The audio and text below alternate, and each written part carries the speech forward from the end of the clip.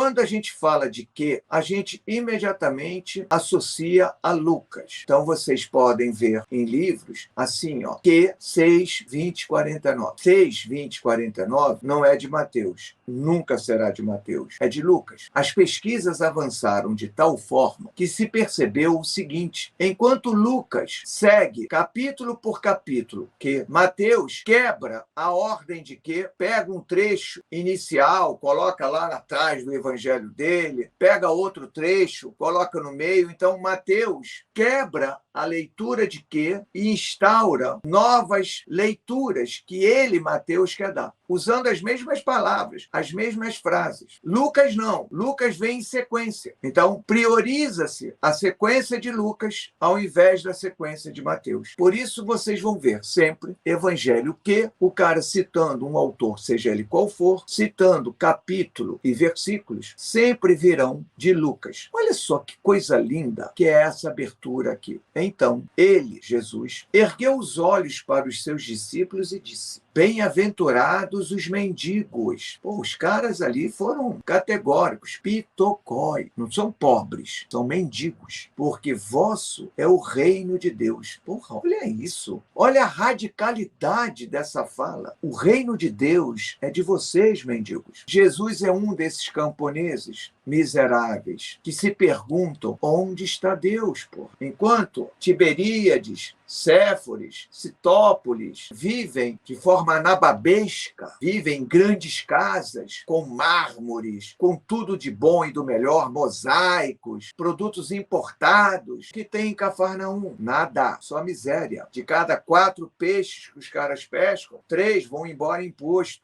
em dízimo. O que fica é isso. Então, a radicalidade de Jesus está propondo uma completa inversão na lógica. Não é aqui poderosos, não é estilo teologia de Jó. Jó vivia de maneira próspera. Por quê? Porque ele era bom aos olhos de Deus e, portanto, era abençoado com riqueza. Aqui Jesus está invertendo essa teologia. Está dizendo, para com isso. Ao contrário, bem-aventurados os mendigos. O reino é deles. Bem-aventurados os que tendes fome. Olha a realidade disso aí, cara. Porque sereis saciados. Bem-aventurados os que chorais agora. Porque não é tireis, é rireis. Desculpem aí. Bem-aventurados sereis quando os homens vos odiarem. Bom, isso aí já não é propriamente Jesus, né? Isso aí já é a igreja falando. Mas observem esse ponto de partida. Volto a insistir. Nós não sabemos se essas são palavras ditas por Jesus, mas isso se insere no mundo social, político, religioso de Jesus e dos camponeses galileus. Não tenha dúvida. Então, essa é a riqueza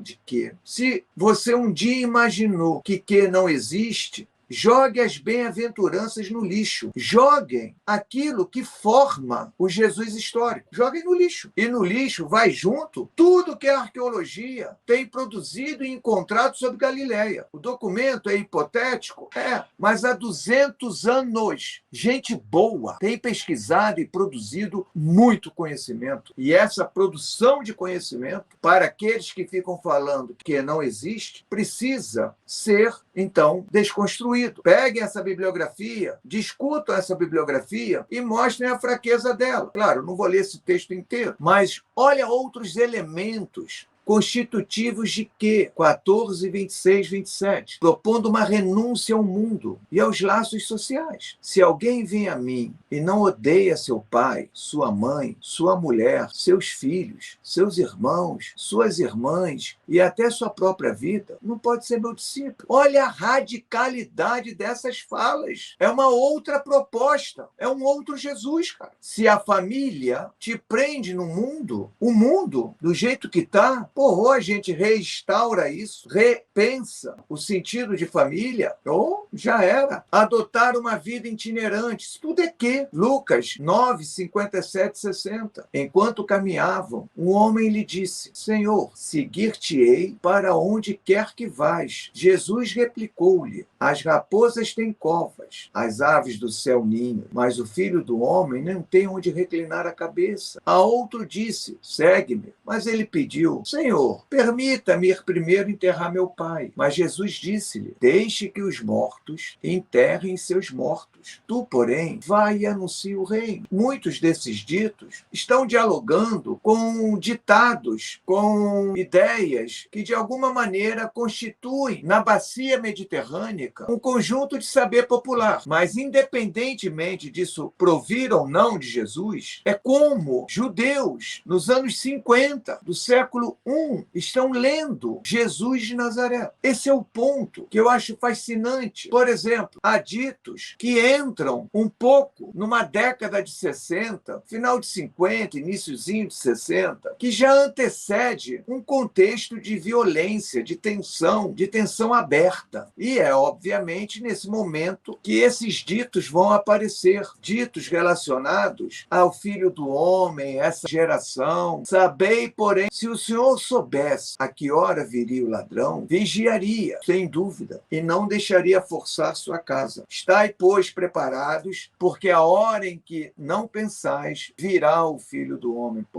Então, enquanto as pessoas estão apostando em se organizar, mobilizar para enfrentar Roma, para enfrentar aqueles que, de alguma maneira, atentam contra as leis de Israel, os caras estão produzindo uma narrativa da vinda do Filho do Homem para separar o joio do trigo. Lucas 11, 29 e 32. Afluiu o povo e ele continuou. Esta geração é uma geração perversa. Pede um sinal, mas não lhe será dado outro sinal, senão aquele do profeta Jonas. Pois como Jonas foi um sinal para os ninivitas, assim o Filho do Homem o será para esta geração. A rainha do meio-dia levantar-se-á no dia do juízo para condenar os homens desta geração, porque ela veio dos confins da terra ouvir a sabedoria de Salomão. Ora, aqui está quem é mais que Salomão. Os ninivitas levantar-se-ão no dia do juízo para condenar os homens desta geração, porque fizeram penitência com a pregação de Jonas. Ora, aqui está quem é mais do que Jonas. Claro que isso não é Jesus, mas como esses caras estavam lendo um momento de tensão e a expectativa da vinda do Filho do Homem. Então há algo em que foi se alterando, sabe? No início, uma preocupação sobre ética. No início,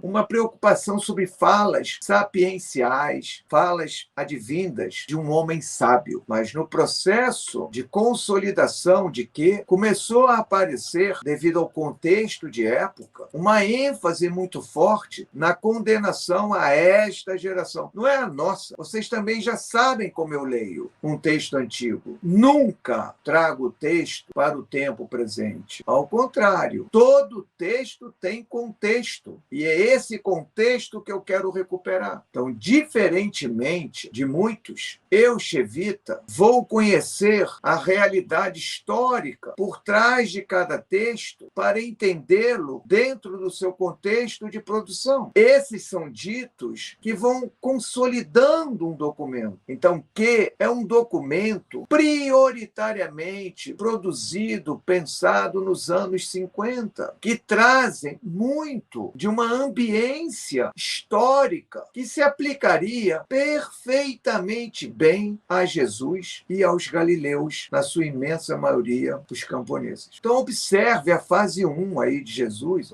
Fase 1, Jesus vivo e o movimento de Jesus com Jesus funcionando. Não eram só camponeses de língua aramaica que estavam ali prestando atenção em Jesus. Judeus helenizados que conheciam o aramaico, ouvindo esse Jesus. Isso é a fase 1, movimento de Jesus com Jesus. A fase 2A, Jesus ainda vivo. E essas informações sobre Jesus já circulando em língua grega, da mesma forma que circulou em língua aramaica. Quando vem a parte da escrita, fase 2B, Jesus já não está mais vivo, o movimento de Jesus sem Jesus já ultrapassou em muito a Judéia, Samaria, Galiléia, já foi embora, já está entrando na Síria com toda a força, já está avançando pelas ilhas gregas, pelo continente grego. As ideias estão fluindo, que é um excelente documento, que vale muito a pena você ler, pensar, refletir, beleza?